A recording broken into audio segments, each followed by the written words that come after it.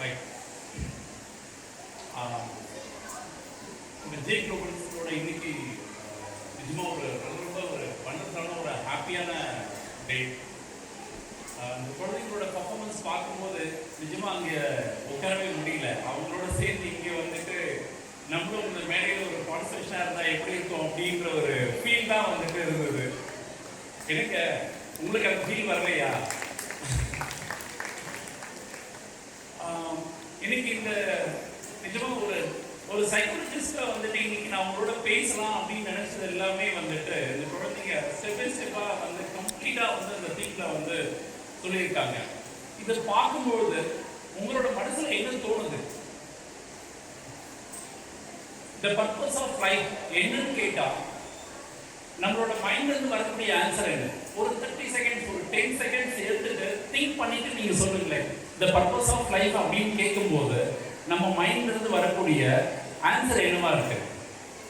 நான் ஏன் இந்த இடத்துல உங்களோட பகிர்ந்துக்க விரும்புறேன் அப்படின்னா, ஒவ்வொரு நாளும் வந்துட்டு என்னோட பேரண்ட்ஸ் வந்துட்டு 1-to-1 கவுன்சிலிங். ஆக்சுவலி நான் ஒசூர்லேருந்து வரேன். ஜிஎஸ்களோட நான் வந்துட்டு லாஸ்ட் 1 இயராக ட்ராவல் பண்ணிட்டு இருக்கேன். நிறைய குழந்தைங்களோட ஒவ்வொரு மூமெண்ட்டுமே பார்க்குறேன். நிஜமாக வந்துட்டு மீண்டும் ஒரு குழந்தை பருவத்தில் வந்து ஜிஜி ஸ்கூலில் ஒரு அட்மிஷன் போட்டுட்டு இங்கே இருக்கலாமா அப்படின்ற அளவுக்கு ஒரு ஃபீல் எனக்குள்ளே வருது. ஏன்னா வந்து அவ்வளோ ஹாப்பியாக வந்து நான் இங்கே இந்த குழந்தைங்களோட வந்துட்டு ட்ராவல் பண்ணிகிட்டு இருக்கேன். இப்போ நான் உங்ககிட்ட கேட்குறது பர்பஸ் ஆஃப் லைஃப் வந்து ஹாப்பினஸ்ன்றது இங்கே இருந்தது. உங்களுக்குள்ள நீங்க இந்த கேள்வியை கேட்டு பாருங்க, what is the purpose of life என்ன? நான் நிறைய பேரண்ட்ஸ் கிட்ட பேசும்போது கேட்கும்போது சில பேர் சொன்னாங்க, பர்பஸ் ஆஃப் லைஃப் நான் வீடு கட்டுறது, இல்லை பர்பஸ் ஆஃப் லைஃப் நான் வந்து இந்த மாதிரி என் லைஃப்ல ஒரு ட்ரீம் இருக்கு, ஒரு கார் வாங்குறது, இல்லை பர்பஸ் ஆஃப் லைஃப் இந்த மாதிரி நிறைய விஷயங்கள் வந்துட்டு ஷேர் பண்ணாங்க. அப்போ நிஜமா இது இதுதான் பர்பஸ் அப்படின்னு சொன்னா அது முடிஞ்ச பிறகு அப்போ அதுக்கப்புறம் என்ன பண்ணுவீங்க? உங்களை கேட்டு பாருங்களேன். சார் அப்போ நீங்கள் சொல்கிறது பார்த்தா நம்ம இந்த மாதிரி கோலே வைக்க வேண்டாம், இதெல்லாம் தேவையே இல்லை அப்படின்னு சொல்ல வரீங்களா? கிடையவே கிடையாதுங்க. இது எல்லாமே வந்து நம்மளோட பார்ட் ஆஃப் லைஃப். இது நீங்கள் எந்த மாதிரியான கனவுகள் இருந்தாலும் அது நிச்சயமாக வேல்யூபிளானது, மதிக்கத்தக்கது, நிச்சயமாக அதை நோக்கி நம்மளோட பயணம் போகணும். இது எல்லாமே பார்ட் ஆஃப் லைஃப். இந்த பார்ட் ஆஃப் லைஃப் அச்சீவ் பண்ணணும் அப்படின்னா நீங்கள் ரியலாக உங்களோட பர்பஸ் ஆஃப் லைஃப் என்ன அப்படின்றத ஒரு நிமிஷம் ஆழமாக புரிஞ்சுக்கிட்டா போதும். நிச்சயமாக இந்த பார்ட் ஆஃப் லைஃப்லாம் ஒரு பெரிய விஷயமே இருக்காது. ஈஸியாக நம்மளால் போயிட்டு அச்சீவ் பண்ண முடியும் அப்படின்றது தான். இப்போ நீங்கள் திங்க் பண்ணி பாருங்களேன். இப்போ இங்கே நிறைய பேர் வந்து டிஃப்ரெண்ட் ஆஃப் ஏஜ் குரூப்பில் இருக்கீங்க. 50 வயசுலையும் இருக்கீங்க, 30 வயசுலையும் இருக்கீங்க, 28 வயசுலையும் இருக்கீங்க.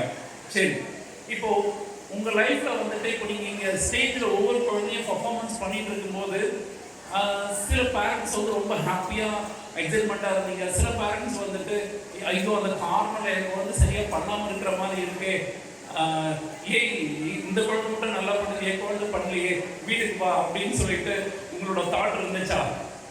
ஆமாவா இல்லையா? நிஜமா இல்லைன்னு சொன்னால் நிஜமாக நீங்கள் சூப்பர் பேரண்ட்டுங்க. உங்களுக்காக ஒரு பெரிய கைத்தட்டல் கொடுக்கலாம். ஆனால் சில இடத்துல சில பேரண்ட்ஸ் இருக்கும், நிச்சயமா அப்படி இல்லைன்னு சொல்லிட முடியாது. ஏன்னா ஒரு வாரம் தான் இதுக்காக தான் ப்ராக்டிஸ் பண்ணாங்க. அந்த குழந்தை நல்லா பண்ணும்போது என் குழந்தை ஏன் பண்ண முடியல? நம்ம சேர்மன் சார் பேசும்போது ரொம்ப நிறைய விஷயங்கள் வந்துட்டு ஷேர் பண்ணாங்க.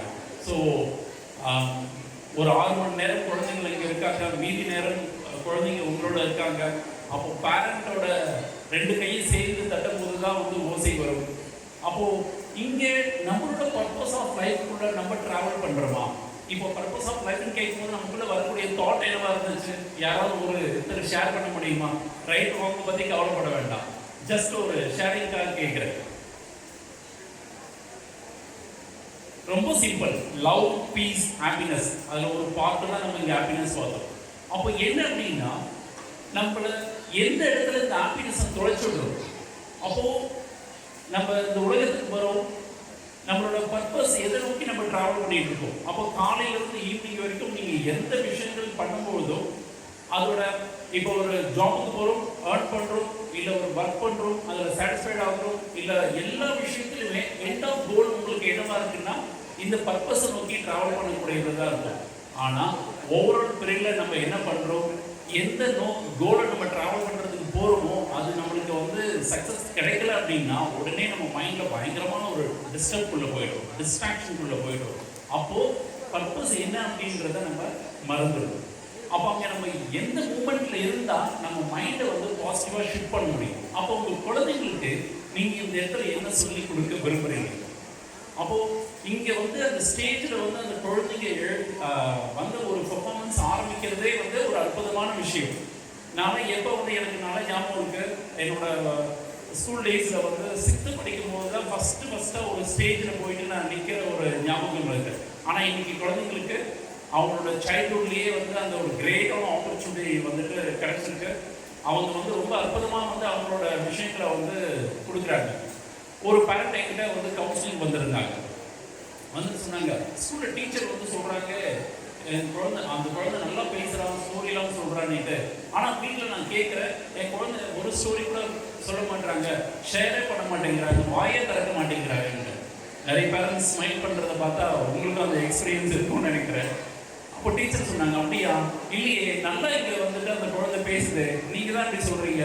இல்லை வேணா இப்போ வந்து கேட்டு பாருங்க அப்படின்னாங்க. சரி வாங்க அப்படின்னு சொல்லிட்டு அந்த டீச்சர் என்ன பண்ணாங்க, அந்த குழந்தைய பக்கத்தில் உட்கார வச்சுட்டு, எங்கேம்மா உனக்கு தெரிஞ்ச ஒரு கதையை ஸ்டோரியை வந்து ஷேர் பண்ணுங்க அப்படின்னாங்க. அப்போ குழந்தை கொஞ்சம் நேரம் அந்த அம்மாவை பார்த்துட்டே இருந்துட்டு டீச்சரையும் பார்த்துட்டு அப்போ வந்து ஆரம்பித்தாங்க. ஒரு ஊரில் அப்படின்னோடனே டீச்சர் சொன்னாங்க, அப்புறம் ஒரு பாட்டி இருந்தாங்க. அப்புறம் அப்போது இவங்களுக்கு ஒவ்வொரு ஸ்டோரி அந்த குழந்தை ஷேர் பண்ணி முடிச்சிடுச்சு. அந்த அம்மா கேட்டாங்க, வீட்டில் நான் கேட்டேன்னு சொல்லலை, இங்கே வந்து டீச்சர் கேட்டாங்கன்னு சொல்கிறாங்க. இப்போ இந்த ஸ்டோரியில் என்ன டிஃப்ரெண்ட் இருந்தது? என்னங்க இப்படி முடிச்சு பார்த்தா நான் என்ன சொல்றது? ஏதாவது ஒன்று சொல்லுங்க, எனக்கு கேட்கும். Yes exactly. அந்த டீச்சர் அந்த குழந்தைக்கு ரெஸ்பான்ஸ் பண்றாங்க. அப்புறம் சொல்லும் போது அந்த குழந்தையோட அடுத்த மூமெண்ட் ஷிஃப்ட் ஆகுது.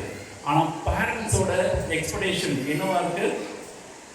நீ வந்து நீயே ஆரம்பிச்சு நீயே சொல்லணும். அப்போ ஒரு குழந்தையோட பிரெயின் டெவலப்மெண்ட் வந்து எந்த ஸ்டேஜில் எப்படிலாம் வந்து நடக்குது அப்படின்றத நீங்கள் புரிஞ்சுக்கிட்டா மட்டும்தான் நம்மளால் அந்த குழந்தையோட ரியல் டெவலப்மெண்ட்டுக்குள்ளே ட்ராவல் பண்ண முடியும். ஃபிசிக்கலாக, மென்டலாக, சோஷியலாக, எமோஷனலாக, ஸ்பிரிச்சுவலாக எல்லா விதத்துலையுமே அந்த ஒரு 5 இயர்ஸ்க்குள்ள 80% ஆஃப் பிரெயின் டெவலப்மெண்ட் கம்ப்ளீட் ஆகுது. ஆஃப்டர் தட் வந்து பார்த்தீங்கன்னா வெறும் 20% தான். அப்போ மதரோட பிரெக்னன்சிலே வந்து பார்த்தீங்கன்னா 63%, 9 months 10 days இந்த பீரியட் ஆஃப் டைமில் 63% வந்துட்டு அந்த பிரெயினோட ப்ரோக்ராமிங் வந்து ஆகுது அப்படின்றாங்க. அப்போ திங்க் பண்ணி பாருங்க, ஒரு குழந்தையோட கற்றல் அப்படின்றது நாட் ஜஸ்ட் லைக் ஒரு நம்ம பள்ளியில் சேர்க்கும் போது மட்டும் கிடையாது.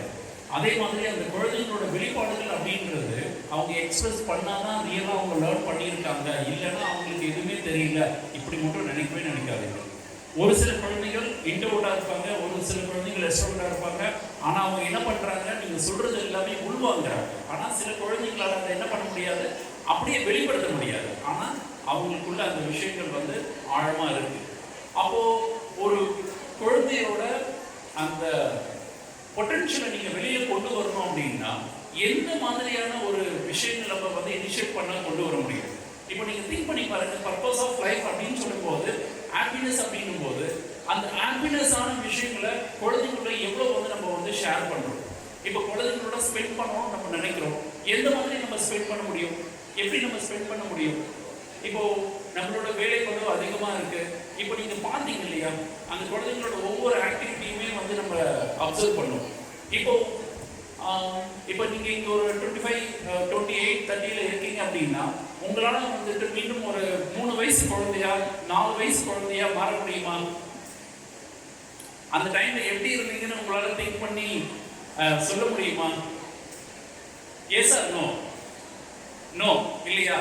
ஆனா திங்க் பண்ணி பாருங்க, ஹாப்பினஸ்ன்றது நம்ம போயிட்டு ஒரு சினிமா தேட்டரில் உட்காந்து 3 மணி நேரம் படம் பார்த்தா கிடைக்கிற விஷயமா, இல்லை ஒரு பெரிய டூர் போயிட்டு ஜாய்ஃபுல்லாக அப்படியே ஒரு 4 நாள் 5 நாள் ட்ராவல் பண்ணிட்டு வந்தால் கிடைக்கிற விஷயமா? இல்லைங்க. திஸ் கம்ப்ளீட்டாக உங்களோட மைண்ட் செட். அப்போது நீங்கள் 3 வயசு குழந்தையா இருக்கும்போது 2 வயசு குழந்தையா இருக்கும்போது எப்படி இருந்திருப்பீங்கன்னு உங்களுக்கு தெரியாது. ஆனால் கடவுள் கொடுத்த ஒரு அற்புதமான வரம், மீண்டும் நீங்கள் இந்த உலகத்தில் அந்த 2 வயசு 3 வயசு குழந்தையா இருந்தால் எப்படி இருக்க முடியும் அப்படின்னு நினச்சிங்கன்னா கடவுள் கொடுத்த வரம். உங்க குழந்தைங்க உங்க கூட இருக்காங்க. நீங்க அந்த மைண்ட் செட்ல மாறுங்க. அவங்களோட குழந்தைங்களா மாறிடுங்க. அவங்க பண்ற எல்லா விஷயத்தையும் பண்ணுங்க. அப்போ நீங்க உங்களால ஃபீல் பண்ண முடியும் ரியலான ஹாப்பினஸ்னா என்ன அப்படின்னு. ஆனா நம்ம மைண்ட் என்ன பண்ண தெரியுங்களா, ஒன்லி லாஜிக்காவே தான் திங்க் பண்ணுவோம். இவ்வளோ நேரம் வேஸ்ட்டாக போச்சுன்னா இந்த ஒர்க்கை யார் பண்ணுவாங்க, அவ்வளோ நேரம் வேஸ்ட்டாக போச்சுன்னா அந்த ஒர்க்கை யார் பண்ணுவாங்க, எனக்கு கிச்சனில் ஒர்க்கு லாஸ் ஆகுது, என்னோட டைமை ஸ்பெண்ட் பண்ண முடியல. அப்போது உங்கள் பர்பஸ் ஆஃப் லைஃப் என்ன? ஒர்க்கை கம்ப்ளீட் பண்ணுறது தான் உங்கள் பர்பஸ் ஆஃப் லைஃபா, இல்லை உங்கள் லைஃப்பில் வந்து ஹாப்பியாக இருக்கிறது, ஜாய்ஃபுல்லாக இருக்கிறது, பீஸ்ஃபுல்லாக இருக்கிறது பர்பஸ் ஆஃப் லைஃபா? ஜஸ்ட் இந்த கேள்வியை மட்டும் கேட்டு பாருங்க. அப்போது இதெல்லாம் பண்ண வேண்டாம்னு சொல்லலை, அதெல்லாம் ஸ்டாப் பண்ணுங்கன்னு சொல்லலை. ஆனால் அது எல்லாத்துக்குமே ஒரு ஆழமான நோக்கம் இருக்கு இல்லையா?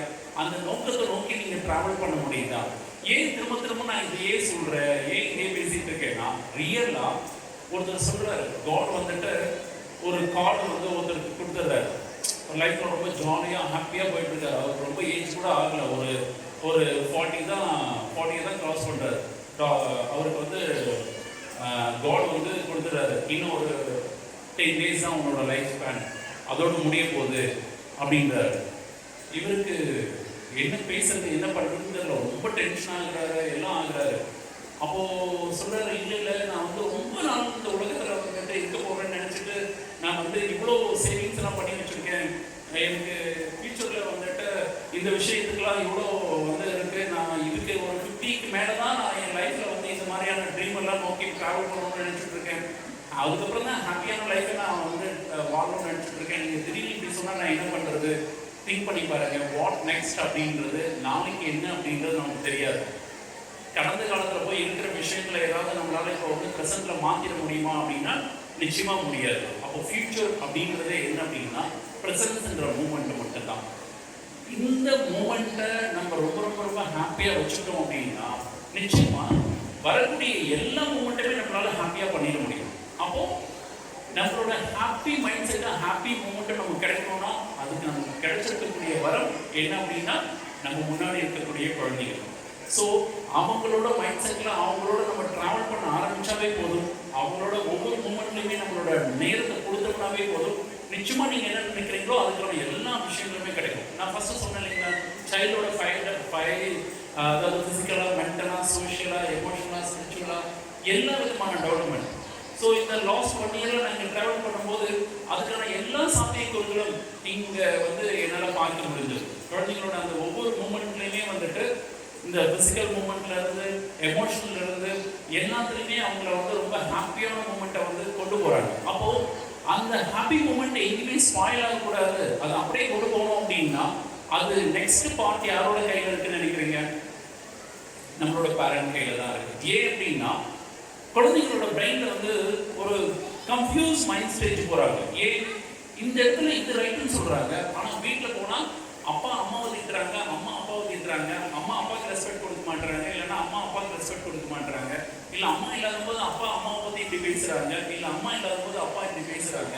அப்போ அந்த குழந்தையோட மைண்டில் வந்து இந்த விஷயம் ஒரு கன்ஃபியூஸ் மைண்ட் ஸ்டேஜே ஏற்படும். அப்போ இது எப்படி நம்ம சால்வ் பண்ணுறது? இப்போ உங்கள் குழந்தைகிட்ட ஒரு பாசிட்டிவான மாற்றம் வேணும்னு நினச்சிங்க அப்படின்னா நீங்கள் பண்ணக்கூடிய விஷயம் என்ன? என் குழந்தைகிட்ட இந்த ஹேபிட்டில் வந்துட்டு ஒரு சேஞ்சஸ் வேணும், என் குழந்தையோட நம்பிக்கை இந்த மாதிரி இல்லாமல் இருக்கு, இந்த ஒரு மாற்றம் வேணும். ஃபர்ஸ்ட் திங், உங்கள் குழந்தைய வந்துட்டு அதுக்காக உங்கள் குழந்தைய திட்டவே வேண்டாம், அவங்களை கண்டிக்கவே வேண்டாம் அப்படி சொல்லவே கிடையாது. ஸோ நீங்கள் அவங்க கூட இருக்கீங்க அப்படின்ற நம்பிக்கை அந்த குழந்தைக்கு ஏற்படும் போது அந்த குழந்தையால எல்லா மாற்றத்தையும் நோக்கி பயணிக்க முடியும். அப்போது அந்த குழந்தையோட மைண்டில் என்ன சேஞ்சஸ் வரணும்னு நினைக்கிறீங்களோ அது ரிலவெண்டடாக அவங்களுக்கு பாசிட்டிவான ஸ்டோரியை நீங்கள் பில்ட் பண்ணலாம், ஷேர் பண்ணலாம். இப்போ எக்ஸாம்பிள், கோவப்படக்கூடாது, பொறுமையாக இருக்கணும் அப்படின்னு சொல்லி நம்ம எல்லாருக்கும் தெரியும். இப்போ கோவப்படக்கூடாது அப்படின்ற விஷயத்த உங்கள் குழந்தைக்கு எப்படி புரிய வைப்பீங்க? எந்த மாதிரி சொன்னால் உங்கள் குழந்தைக்கு அந்த கோவப்படக்கூடாதுன்றதை புரிஞ்சுக்குவாங்க, இல்லை பொறுமையாக இருக்கணுன்றதை எப்படி சொன்னால் புரிஞ்சுக்குவாங்க? நம்மளுக்கு கேள்விக்குறி வருது இல்லைங்களா? நம்ம ஜெனரலாக என்ன சொல்லுவோம், கோவப்படக்கூடாதுன்னா எப்படி கோவப்படாமல் இருக்கிறது? யாராச்சும் என்ன வந்து ஹர்ட் பண்ணுறாங்க, அப்படி கோவப்படாமல் இருக்க முடியும். அப்போ நீங்கள் திங்க் பண்ண வேண்டிய விஷயம் என்னன்னா, அந்த மாதிரி ஒரு சூழ்நிலையில் நீங்கள் எங்கேயோ ஒரு இடத்துல 2 பேர் வந்து ரொம்ப ஃபைட் பண்ணுறாங்க. அப்படி ஃபைட் பண்ணும்போது ஒரு பர்சன் வந்து கோவப்படாமல் ரொம்ப அமைதியாக பொறுமையாக இருக்காங்க, இன்னொரு பர்சன் வந்து அந்த பர்சன்கிட்ட வந்து கோவப்படுறதுக்கு முயற்சி பண்றாரு, அவர் கோவப்பட்ட உடனே எந்த மாதிரியான ப்ராப்ளம் ஃபேஸ் பண்றாரு, இவரு பொறுமையா இருக்கிறதுனால அவரோட மென்டல் ஸ்டேட் எப்படி இருக்கு, அவரோட பிசிக்கல் ஸ்டேட் எப்படி இருக்கு, அதுக்கப்புறம் வந்து அவர் எவ்வளவு ஹாப்பியா இருக்காரு. அப்போ நீ இதுல யாரா இருக்க விரும்புற, உங்க குழந்தையோட ஒரு கேள்வி கேட்டு பாருங்க. அப்போ அவங்களோட மைண்ட் செட்ல எந்த மாதிரி டிசிஷன் எடுக்கிறாங்கன்னு திங்க் பண்ணியிருக்காங்க. இந்த ஸ்டோரியில அதாவது எதுவுமே வந்து உங்க குழந்தைகிட்ட ஒரு மாற்றம் வேணும்னா உட்காந்து அட்வைஸ் பண்ணீங்கன்னா அந்த குழந்தைங்க வந்து மாறதுக்கு ரெடியா இருக்க மாட்டாங்க. அவங்க கிட்ட வந்துட்டு நீங்க ஜஸ்ட் லைக் எங்கேயோ கேட்ட மாதிரி எங்கேயோ படிச்ச மாதிரி ஒரு ஸ்டோரிஸை ஷேர் பண்ணிட்டு அதுல இருந்து என்ன புரிஞ்சுக்கிறாங்கன்னு கேட்டு பாருங்க. அவங்களோட எக்ஸ்ட்ராடனரியான அவங்களோட தாட் என்னன்னு உங்களால புரிஞ்சுக்க முடியும். அதே மாதிரி குழந்தைங்க ஏதாவது உங்ககிட்ட வந்து ஒரு கேள்வி கேட்குறாங்க, ஒரு விஷயம் தெரியல அப்படின்னு சொல்லிட்டு கேள்வி கேட்குறாங்க. அப்படி கேட்கும்போது உடனே அவங்களுக்கு நம்ம பதில் சொல்றது ரைட்டா, இல்ல சொல்லாம வந்து தள்ளி போடுறது ரைட்டா, இல்ல சொல்லிடுறது ரைட்டா? சொல்றது நல்லது இல்லையா? அதே நம்ம திங்க் பண்றோம். ஆனா இப்போ மேம் கிட்ட பேசிட்டு இருக்கும்போது கூட சொன்னாங்க, எனக்கு கேஜெட்ஸ் வரும்போது நிறைய குழந்தைங்களோட கிரியேட்டிவிட்டி ஐடியாஸ் எல்லாம் கம்மியாகுதுன்னு சொல்லிட்டு. குழந்தைங்க உங்ககிட்ட வந்து எதை பத்தியாவது கேட்குறாங்க அப்படின்னா முதல்ல புரிஞ்சுக்கோங்க, அவங்களுக்கு 80% அதை பத்தி ஓரளவுக்கு தெரியும். அவங்களுக்கு தெரிஞ்சது இருக்கிறத உங்ககிட்ட வந்து ஏன் கேட்குறாங்கன்னா அவங்க எனக்கு என்ன தெரியலையே நீங்க சொல்லுங்கன்னு சொல்லி பதிலுக்கு நீங்க கேட்டு பாருங்க. அப்போ அவங்ககிட்ட எக்ஸ்பிளைன் பண்ணுவாங்க. அது அவங்களுக்கு ஒரு ஹாப்பி மூமெண்ட்டை கொடுக்கும். ஆனால் நம்ம என்ன பண்றோம், எல்லாத்துக்குமே உடனே பதில் சொல்ல ஆரம்பிச்சிடுறோம், இல்லைன்னா தள்ளி போட ஆரம்பிச்சிடுறோம். நீங்க பதிலுக்கு உங்க குழந்தைகிட்ட கேள்வி கேட்டு பாருங்க. நீ என்ன நினைக்கிற? ஆமா, ஒரு எக்ஸாம்பிள் சொல்லணும்னா ஒரு குழந்தை அம்மாவோட கையை பிடிச்சி போயிட்டே இருக்கு. போகும்போது ஒரு வீட்டில் வந்துட்டு லைட்லாம் தொங்க விட்டுட்டு நல்லா வந்து ஒரு பெரிய செலிப்ரேஷன் ஏதோ நடந்துட்டு இருக்கு. அந்த குழந்தை அந்த அம்மா கிட்ட வந்து கேட்குது, அம்மா என்னம்மா இங்க அப்படின்னு சொல்லிட்டு. இப்போ அந்த அம்மா சொல்றாங்க, அந்த வீட்டில் வந்துட்டு என்ன தெரியலையே, நீ என்ன நினைக்கிற சொல்லு அப்படின்னு சொல்லி கேட்குறாங்க. அப்போ அந்த குழந்தை சொல்லுது, நம்ம லாஸ்ட் வீக் வந்து என்னோட ஃப்ரெண்டு வீட்டுக்கு போயிருந்தோம் இல்லையா, ஒரு பர்த்டே செலிப்ரேஷன் இருந்தது இல்லையா, அந்த மாதிரி இவங்க வீட்லேயும் ஒரு பர்த்டே போல, அதனால தான் இவ்வளோ அழகாக செலிப்ரேட் பண்ணிட்டு இருக்காங்க. அப்போ உங்க குழந்தைங்களோட பிரெயின்ல இருக்கக்கூடிய அந்த நியூரான்ஸோட பொட்டன்ஷியல் டெவலப் ஆகணும் அப்படின்னா அவங்களோட நீங்க வந்து நிறைய இன்ட்ராக்ட் பண்ணுங்க, நிறைய கேள்வி கேளுங்க. அவங்களோட ஸ்பெண்ட் பண்றதுன்றது ஜஸ்ட் லைக் உட்காந்துட்டு ஏதோ ஒன்று விளையாடுறது பண்றது மட்டும் கிடையாது. அவங்க கிட்ட வந்து அவங்க கேட்குற கேள்விகள்லாம் பதிலுக்கு நீங்க கேள்வி கேட்டு பாருங்க. அவங்க என்ன நினைக்கிறாங்க அப்படிங்கிறத வந்துட்டு திங்க் பண்ண வைங்க. அவங்க இன்னைக்கு பார்த்த விஷயங்கள்ல இருந்து எந்த விஷயங்கள் எந்த மாதிரி புரிஞ்சுட்டு இருக்காங்க அப்படின்னு பாருங்க. ஏன் அப்படின்னா ஒரு விஷயத்தை எல்லாரும் ஒரே மாதிரி புரிஞ்சுக்க முடியாது. ஒவ்வொருத்தருமே டிஃப்ரெண்டான ஒரு ஆங்கிள் வந்து புரிஞ்சுக்குவாங்க. அப்போ உங்க குழந்தைங்களோட புரிதல் என்னன்றது நீங்க தெரிஞ்சுக்கணும் அப்படின்னா அவங்களோட இன்ட்ராக்ட் பண்ணுங்க, நிறைய கேள்விகள் கேளுங்க. ஸோ அப்படி கேட்கும்போது அவங்க திங்க் பண்ணி உங்ககிட்ட ஷேர் பண்றத முதல்ல ஆக்டிவா லிசன் பண்ணுங்க. உங்க குழந்தைங்க மேல உங்களுக்கு நிஜமாவே வந்துட்டு அவங்களோட டெவலப்மெண்ட்ல உங்களுக்கு ஒரு பெரிய பங்கு இருக்கு அப்படின்னு நினைச்சீங்கன்னா முதல்ல உங்க குழந்தைங்களுக்கு வந்துட்டு அது அப்பாவா இருந்தாலும் சரி அம்மாவா இருந்தாலும் சரி அவங்களோட உட்கார்ந்து அவங்களோட பேசும்போது அவங்களோட பழகும் போது அவங்களோட ஐ டு ஐ கான்டாக்ட்ல வச்சு லிசன் பண்ணுங்க. ஸோ இன்னொரு ரொம்ப முக்கியமான விஷயம், நான் இங்கே அதை வந்து ஒரு ஜஸ்ட் லைக் ஒரு மெசேஜாக பதிவு பண்ணலாம்னு நினைக்கிறேன். என்ன அப்படின்னா இந்த குழந்தைங்களோட கற்றல் திறன் அப்படின்றது எல்லா குழந்தைகளும் ஒரே மாதிரி இருக்க மாட்டாங்க. ஃபர்ஸ்ட் இந்த விஷயத்தை நம்ம அக்செப்ட் பண்ணணும். இதை அக்செப்ட் பண்ணல அப்படின்னாவே நம்மளுக்கு ப்ராப்ளம்ஸ் நம்ம மைண்ட்குள்ளே ஸ்டார்ட் ஆகிடும். நான் எவ்வளோ பெரிய ஸ்கூலில் போட்டிருக்கேன், எவ்வளோ ஃபீஸ் பே பண்ணுறேன், ஏன் என் குழந்தை மட்டும் இந்த மாதிரி பண்ணுறாங்க அப்படின்ட்டு. ஏன் அப்படின்னா சைக்காலஜிக்கலாகவும் இதுவாகவும் வந்துட்டு இது ப்ரூவ் பண்ணியிருக்காங்க. என்ன அப்படின்னா ஒரு கிளாஸ்ல எந்த ஸ்கூல் எடுத்துக்கிட்டாலும் சரி, ஒரு கிளாஸ்ல 40 ஸ்டூடெண்ட்ஸ் இருக்காங்க, இல்லை ஒரு 20 ஸ்டூடெண்ட்ஸ் இருக்காங்கன்னா ஒரு குழந்தைக்கு லேர்னிங் டிசபிலிட்டின்னு ஒரு விஷயம் இருக்கு. இது நோயோ வியாதியோலாம் கிடையாதுங்க. இதனுடைய அவேர்னஸ் நிச்சயமா எல்லா பேரண்ட்டுக்கும் பண்ணும். லேர்னிங் டிசபிலிட்டினா என்ன? Specific learning disability. அது வந்து டிஸ்கால்குலியான்னு சொல்லுவாங்க, டிஸ்கிராபியான்னு சொல்லுவாங்க, டிஸ்லெக்சியான்னு சொல்லுவாங்க. அதாவது அந்த பிரெயின்ல அந்த நியூரான்ஸ் வந்து பர்டிகுலர் ஏரியால ரொம்ப கம்மியா இருக்கும். ஃபார் எக்ஸாம்பிள் ஆடிட்டரி லோப்ல வந்து நியூரான்ஸ் பொட்டன்ஷியல் கம்மியா இருக்கும்போது அந்த குழந்தை வந்து லிசனிங் கேட்கறது மூலமா புரிஞ்சுக்கிறது வந்து கம்மியா இருக்கும். அப்போ வந்து மேத்தமெட்டிக்கல் சில குழந்தைங்களுக்கு வந்து ரொம்ப டஃப்பா இருக்கும். யாரா இதை கண்டுபிடிச்சாங்கன்ற மாதிரி அந்த குழந்தைக்கு அதை பார்க்கும் போதே கோவம் வரும். அப்போ டிஸ்கால்குலியான்ற ஒரு விஷயம் அந்த குழந்தைக்கு ரொம்ப டஃப்பா இருக்கு. அப்போ எடுத்த உடனே அந்த குழந்தைய வந்து மிரட்டுறதுனாலையோ இல்லை வந்து அந்த குழந்தைய வந்து அதிகார தோரணையில வந்துட்டு ப்ரெஷர் கொடுக்கறதுனாலையோ அந்த குழந்தையால அந்த நியூமரிக்கல் அண்டர்ஸ்டாண்ட் பண்ண முடியுமான்னு நிச்சயமா கிடையாது.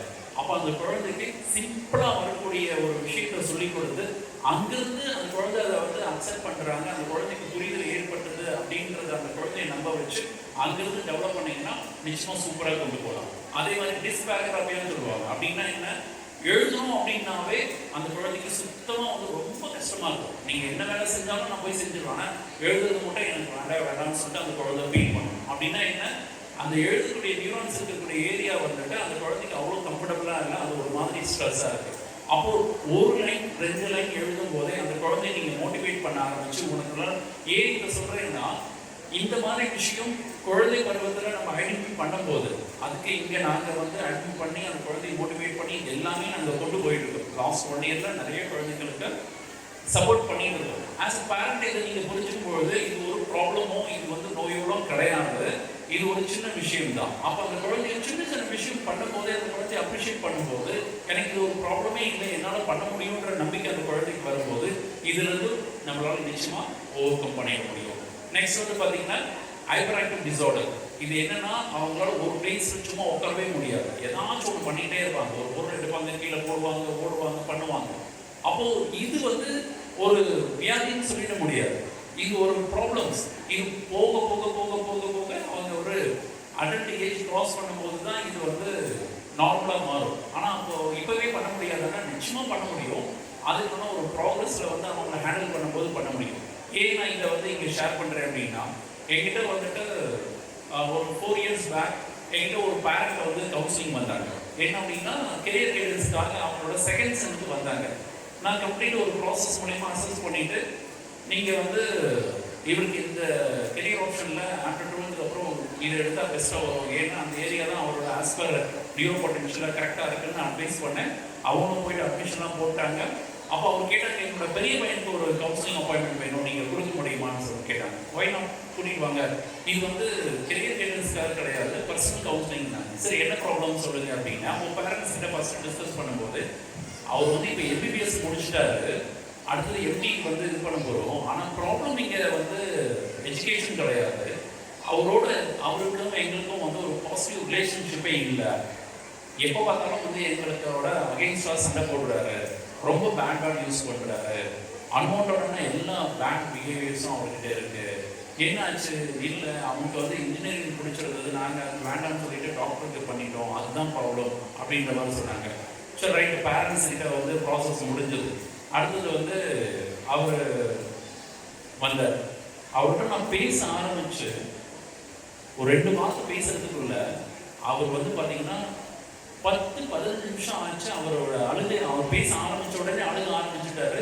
திங்க் பண்ணி பாருங்க, எம்பிபிஎஸ் முடிச்சிருக்காருன்னா 25 இயர்ஸ் மேலே கிராஸ் பண்ணியிருக்கக்கூடிய ஒரு பர்சனாலிட்டி அவரால் ஸ்டாப் பண்ண முடியல. அப்புறம் ஸ்டாப் பண்ணிட்டு பேச ஆரம்பித்தார். ஏன் இந்த விஷயத்துக்கு நான் ஷேர் பண்ணுறேன்னா, அவர் சொன்ன விஷயம் இம்பார்ட்டன்ட். அவர் வந்து அந்த இன்ஜினியரிங் போட்டு வேண்டாம், அவர் இன்ஜினியரிங் இன்ட்ரெஸ்ட் இருந்து டாக்டருக்கு போனது செகண்டரியாக தான் இருந்தது. ஆனால் ஃபஸ்ட்டு என்ன அப்படின்னா, அவரோட சைல்ட்ஹுட்டில் அவர் வந்து hyper active disorder ADHD problem இருக்கக்கூடிய ஒரு குழந்தைய இருந்திருக்காரு. அவரால் வந்துட்டு ஒரு இடத்துல உட்கார முடியாது. ஆனால் இந்த ஒரு விஷயம் அவருக்கு இருக்குன்றது வந்து ஸ்கூலில் வந்து அவங்களுக்கு தெரியாது. ஆனால் அவங்களோட ப்ராப்ளம்ஸ் என்ன, பையன் வந்து ஒரு இடத்துல உட்கார மாட்டேங்கிறான், நிறைய எல்லாரையும் டிஸ்ட்ராக்ட் பண்ணுறான், பிரச்சனை பண்ணுறான் அப்படின் போது ஜென்ரலாக பேரண்ட்டுக்கிட்ட வந்து கம்ப்ளைண்ட் பண்ணுவாங்க, இந்த மாதிரி இருக்குன்றது ஜஸ்ட் லைக் ஒரு கம்ப்ளைண்ட். ஆனால் பேரண்ட் என்ன பண்ணுறாங்க, ஒவ்வொரு நாளுமே அந்த பையனுக்கு வந்து பனிஷ்மெண்ட். அதாவது ஒரு இஸ் நாட் ஒரு குட் பேரண்ட் அப்படின்னா எப்படி ஹேண்டில் பண்ணணும்னு தெரியும். ஆனால் அவன் அந்த குழந்தைக்கு வந்து ஃபிசிக்கலாக வந்து பயங்கரமாக பனிஷ்மெண்ட்டை அடிக்கிறது, இது பண்ணுறது, இது எல்லாமே நடந்துகிட்டு இருக்கு. ஆனால் அவங்க மதரும் அவங்களுக்கு சப்போர்ட் பண்ணல, அவங்களும் வந்து பதிலுக்கு வந்துட்டு திட்டுறது பண்ணுறதுன்னு சொல்லிட்டு தான். ஸோ இது வந்து அப் டு ஒரு 9th ஸ்டாண்டர்ட் 10th வரைக்குமே அவர் வந்து ஃபிசிக்கலாக ரொம்ப அப்யூஸ் ஆகிருக்காரு, கைகளெல்லாம் ஆட்டி. இதுலேருந்து அவருக்கு அந்த மன உளைச்சல், பயங்கரமான மன உளைச்சல். அப்படி இப்படி +2 முடிச்சுட்டாரு. ஆனால் இன்ட்ரெஸ்ட் வந்து இன்ஜினியரிங். அதுக்கும் நம்ம ஃபேமிலியில் டாக்டர் படித்தாதான் பெஸ்ட்டு, அதில் யாருமே கிடையாது, நீ வந்தால் தான் ஃபேமிலிக்கு வந்து ஒரு மரியாதையாக இருக்கும் அப்படின்ற கோர்ஸ் பண்ணி கிட்டத்தட்ட ஒரு 35 lakhs மேலே போட்டு அவரை வந்து மெடிக்கலும் முடிக்க வச்சுட்டாங்க. ஆனால் அவர் என்ன பண்ணார், ஃபஸ்ட் இயர் செகண்ட் இயர் எல்லாத்தையும் அரியர் வச்சார். அவரே சொல்கிறார், நான் வேணுமே தான் வச்சேன். ஏன் அப்படின்னா எனக்கு பிடிச்சது எதுவுமே எனக்கு கிடைக்கல. அப்போ நீங்கள் அதோட ரிக்ரெட் பண்ணணும், அந்த வழி என்னன்னு உங்களுக்கு புரியணும்னு. அதே மாதிரி நான் பண்ணுற தப்பெல்லாம் எல்லாமே வந்து அவங்கள துன்புறுத்தோம் இல்லையா, அவங்கள பெயின் பண்ண வைக்கும் இல்லையா, அந்த பெயின் கிடைக்கட்டும், இதுதான் அவரோட தாட்டாக இருந்தது. அப்புறம் ஒரு 4th இயர் வரும்போது, 3rd இயர் வரும்போது, இல்லை என்னோட ஃபியூச்சர் ரொம்ப இம்பார்ட்டண்ட்டாக இருக்குன்னு சொல்லிட்டு எல்லாத்தையும் கம்ப்ளீட் பண்ணி முடிச்சு வந்துட்டார். இப்போ அவர் தாட் என்ன, இப்போ இவர் இவ்வளோ மோசமான ஒரு குழந்தையா மாறதுக்கு காரணம் என்ன, தன்னுடைய குழந்தை என்ன அப்படிங்கிற ஒரு புரிதல் அந்த பேரண்ட்டுக்கு இல்லை. அப்போ பேரண்டிங் அப்படின்றது பெரிய விஷயம் ஒன்றுமே கிடையாது. ஸோ நீங்கள் அந்த பிளேஸில் இருங்க. உங்கள் குழந்தைக்கு தேவையான எல்லா விஷயங்களும் இங்கே அற்புதமாக கொடுக்கப்பட்டு இருக்கு. அவங்கள அப்சர்வ் பண்ணுங்க, அவங்கள அப்ரிஷியேட் பண்ணுங்க, அவங்க கூட இருங்க, அவங்கள தட்டி கொடுங்க, அவங்களோட டைமை ஸ்பெண்ட் பண்ணுங்க, அவங்களோட உட்காந்து பேசுங்க. நீங்கள் உங்களை ஹாப்பியாக வச்சுக்கிறதுக்காக இன்னைக்கு பார்த்த விஷயங்கள்லாம் குழந்தைங்களோட ஹாப்பினஸ்க்காக இல்லைங்க. உங்கள் லைஃப்பில் நீங்கள் உங்கள் பார்ட்னருக்கு ஸ்பேஸ் கொடுங்க, உங்கள் பார்ட்னர் உங்களுக்கான ஸ்பேஸ் கொடுக்கட்டும். நீங்கள் உங்களோட ஹாப்பி ஜேர்னியை ஸ்டார்ட் பண்ணிங்கன்னா போதும், உங்கள் குழந்தைங்களுக்கு நீங்கள் உட்காந்து சொல்லிக் கொடுக்கணும்னு இல்லை, உங்களோட செயல்பாடுகளை என்ன பண்ணும், உங்கள் குழந்தைங்களுக்கு ஒரு ரியல் வேர்ல்டுக்குள்ளே போகும். So the purpose of life is happiness. நிச்சயமாக அந்த ஹாப்பினஸோட உங்கள் குழந்தைங்களோட ட்ராவல் ஆகும்போது அந்த குழந்தைங்களோட பிரெயினில் அந்த டோபமைன் ரொம்ப அற்புதமாக சுரக்கும், அவங்களோட கிரியேட்டிவிட்டி வேர்ல்டு அற்புதமாக உருவாகும். நிச்சயமாக அந்த அற்புதமான விஷயங்கள் உங்கள் லைஃப்பில் பெரிய பெரிய பெரிய மாற்றங்களாக நடக்கும். ஸோ ஹாப்பியாக இருக்கிறதுக்கு, பீஸ்ஃபுல்லாக இருக்கிறதுக்கு வந்து லட்சங்கள் தேவையில்லை. உங்களோட மைண்டில் அதுக்கான ஒரு தாட் இருந்து அதுக்கான ஒரு என்ன சொல்கிறது, ஒரு நம்ம ஒரு புக் எடுத்துக்கிட்டோம் அப்படின்னாவே போதும், நிச்சயமாக அந்த ஹாப்பினஸை நோக்கி ட்ராவல் பண்ண முடியும். ஸோ இந்த ஹாப்பியான டேயில் நிச்சயமாக அந்த குழந்தைங்களோட ஒவ்வொரு மூமெண்ட்டுமே வந்து இந்த கிரேட்டான மூமெண்ட்டாக இருந்தது. த பார்ட் ஆஃப் ஜி குளோபலோட ட்ராவல் பண்ணுறது மேனேஜ்மெண்ட் டீமுக்கு நான் வந்து இந்த நேரத்தில் வந்து என்னோட மனமார்ந்த நன்றியும் தேங்க்யூ நான் வந்துட்டு பண்ணிக்கிறேன். உங்கள் எல்லா பேரண்ட்டுக்கும் வந்து இந்த அற்புதமான வாய்ப்பு கொடுத்ததுக்கு நன்றி, வணக்கம். Thank you so much. Thank you sir.